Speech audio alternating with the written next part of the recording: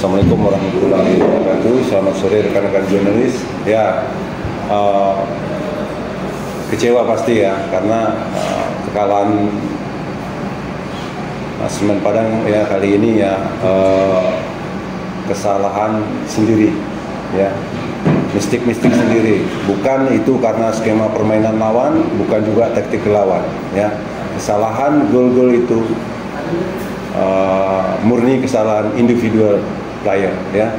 Kalau dikatakan kecewa, saya kecewa dengan hasil ini.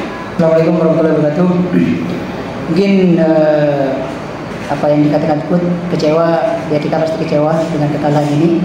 Tapi kita udah bermain sangat bagus menurut saya. Kekompakan tim udah sangat luar biasa. Kita yang berlalu kita fokus ke depan untuk menatap match berikutnya, di mana kita harus di kandang insyaallah harus mendapatkan hasil yang maksimal. Terima kasih. Itulah yang saya maksud tadi ya, kita bermain sangat bagus ya, dan kita juga banyak ada beberapa peluang ya. Momen itu hilang karena memang kesalahan individual ya, akhirnya terjadi gol ya di menit akhir ya. Itu menurut saya sangat menyakitkan. 1 minute ya, 1 mistake, 1 minute. Itu yang saya maksud, kesalahan individu ya.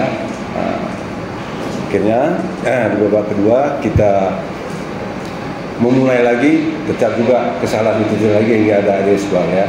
Akhirnya kita ubah lagi dengan memasukkan berturut-turut 5 pemain pengganti ya. Saya pikir itu penggantian yang sukses ya, artinya kita juga bisa cetak gol seperti itu.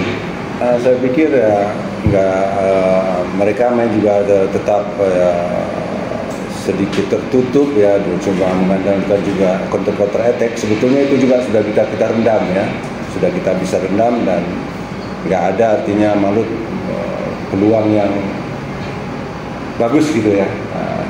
Seperti itu ya, tapi itulah sepak bola ya, pada akhirnya ada pemenang ada kalah. Tapi ini catatan bagi kita semua ya, termasuk saya ya, kalaupun saya masih panjang di sini.